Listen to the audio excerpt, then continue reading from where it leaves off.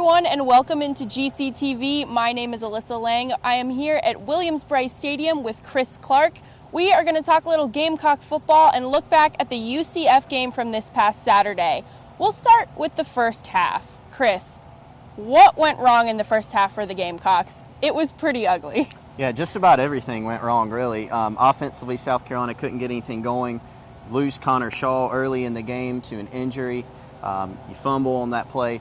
Before that, even UCF took the their opening drive for a touchdown, and that was a bad sequence because South Carolina had them 3rd and 10 around the 50-yard line or so, around midfield. They gave up a short pass that their running back turned into a 20-yard gain. They end up scoring.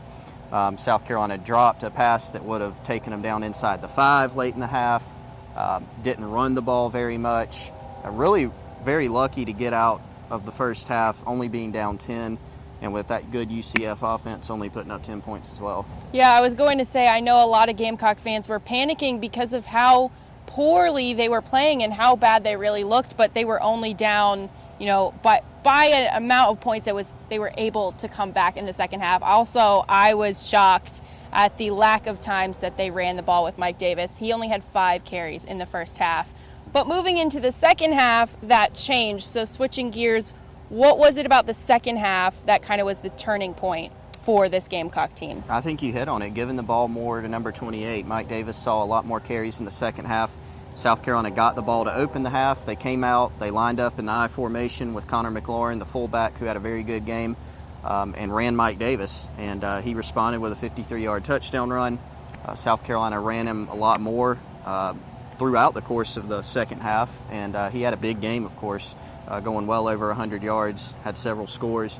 And South Carolina played a lot better defensively in the third quarter and part of the fourth quarter until the end of the game.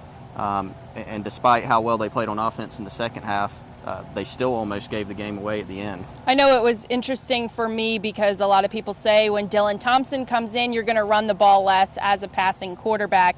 But, you see Mike Davis in there still, and it kind of turned into fun and run instead of fun and gun for this guy. So that was definitely a good thing to see.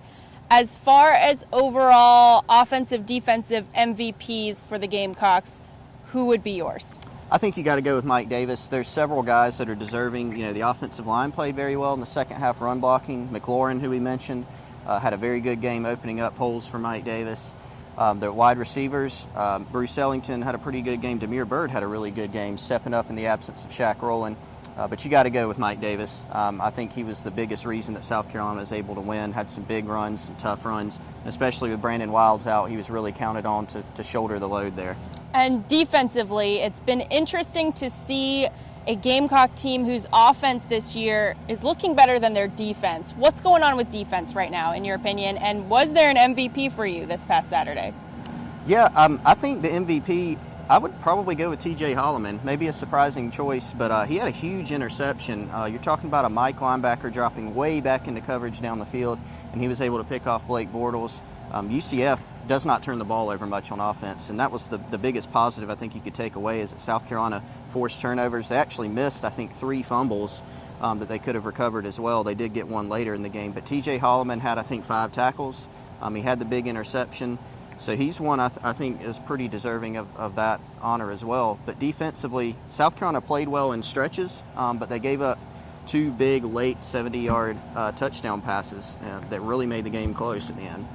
All right, well, that will do it for this first segment of GCTV. Stay tuned because coming up next, we will talk a little injury report and what the Gamecocks need to work on going into practice this week.